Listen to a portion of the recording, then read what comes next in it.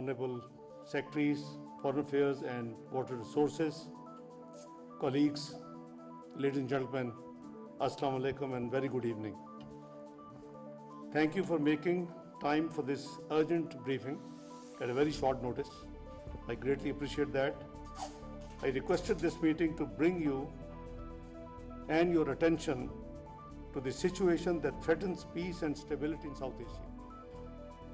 We witnessed in April this year India's unilateral abeyance of the Indus Water Treaty in gross contravention of international law, especially Article 26 of the Vienna Convention on the Law of Treaties. Excellencies, but what we are witnessing now is material breaches by India that strike at the heart of Indus Water Treaty, with escalating consequences both for regional stability and sanctity of international law. We have observed unusual abrupt variations in the flow of Chenab River twice this year, during 30th of April to 21st of May 2025, and in the past week from 7th to 15th of December 2025. These variations in water flow are of extreme concern for Pakistan as they point to unilateral release of water by India into River Chenab. India has released this water without any prior notification or any data or information sharing with Pakistan as required under the treaty. India's manipulation of water has prompted our Indus Water Commissioner, who is happened to be present here, to write a letter to his Indian counterpart seeking clarification on the matter as provided for under the Indus Water Treaty. More information on this technical aspect would be shared with you by our colleague, Secretary Water Resources of Pakistan, who has joined us for this meeting this evening. Is that India's most recent action clearly exemplifies the weaponization of water, to which Pakistan has been consistently drawing attention of the international community. Excellencies, ladies and gentlemen, India's manipulation of water at a critical time of our agriculture cycle directly threatens the lives and livelihoods as well as food and economic security of our citizens. We expect India to respond to the queries raised by Pakistan's Indus Water Commissioner, refrain from any unilateral manipulation of river flows, and fulfill all its obligations in letter and spirit under the Indus Water Treaty provisions.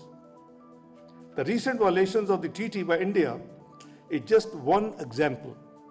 India has consistently attempted to undermine the treaty in a systemic manner.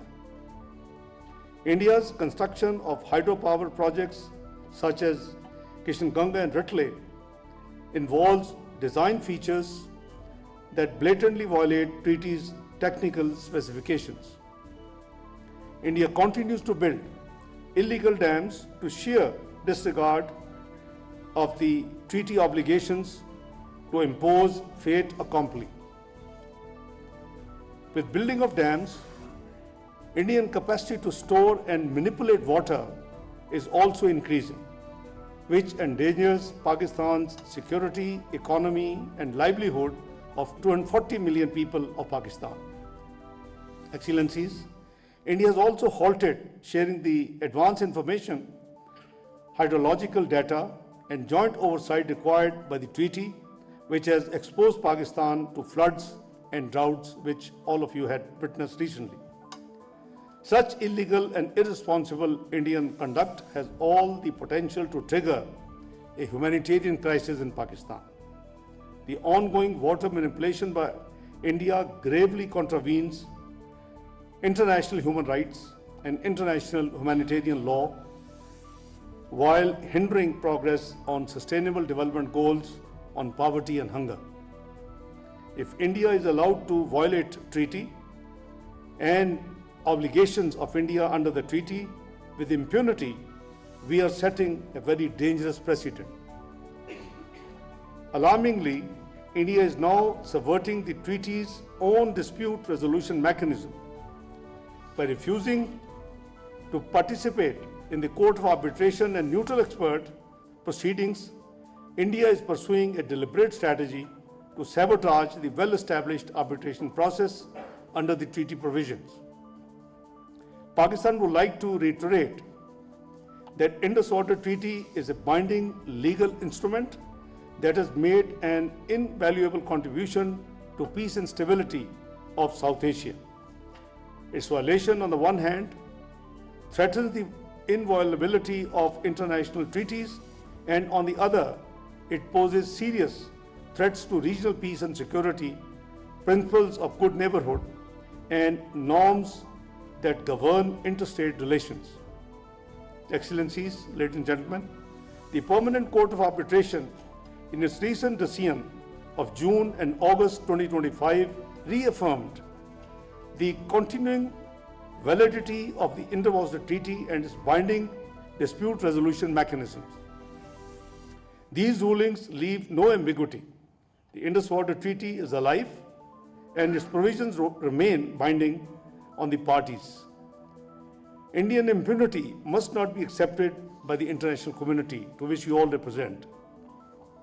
We also take note in this regard the communication by several UN special procedures and mandate holders addressed to India, in which serious legal, human rights and humanitarian concerns have been expressed regarding Indian illegal actions pertaining to Indus Water Treaty. The communication has been made public on 15th of December. On 21st of June, I'm quoting now excerpts from the communication which has been made public on 15th of December. On 21st of June 2025, India's Home Minister declared that India would never restore the treaty and would instead divert waters to India's Rajasthan via a new canal. Number two, in the same report, attempt to stop or divert the flow of water to Pakistan under the treaty will be considered as an act of war. This was on 24th of April this year.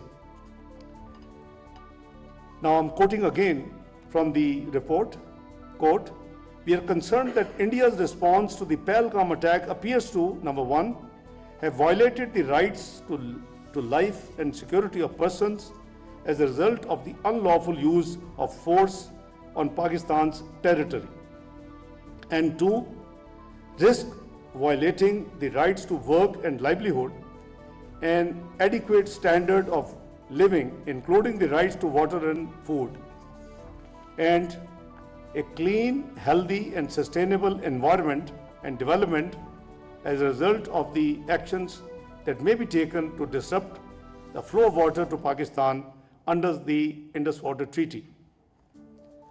On the abeyance of the Indus Water Treaty, the report says, I quote again, "We are deeply concerned that any disruption of the flow of water to Pakistan that may result from holding the Indus Water Treaties in abeyance could severely affect the human rights of millions of people in Pakistan who rely on the river for agriculture, industry, drinking water and sanitation, and healthy ecosystems by undermining their rights to work and livelihood, water, food, and adequate standard of living, a clean and healthy environment, economic self-determination of peoples, and the right to development," unquote.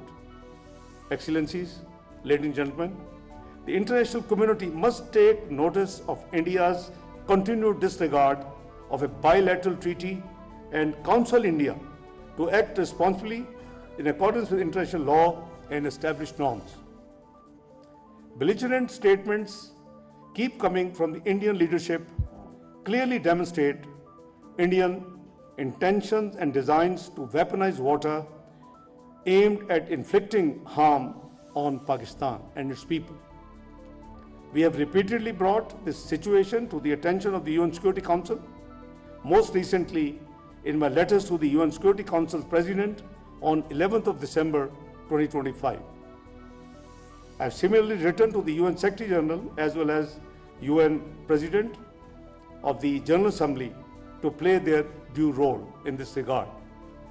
Let me reassure you that Pakistan remains committed to peaceful resolution of disputes and issues with India, but will not compromise on the existential water rights of its people.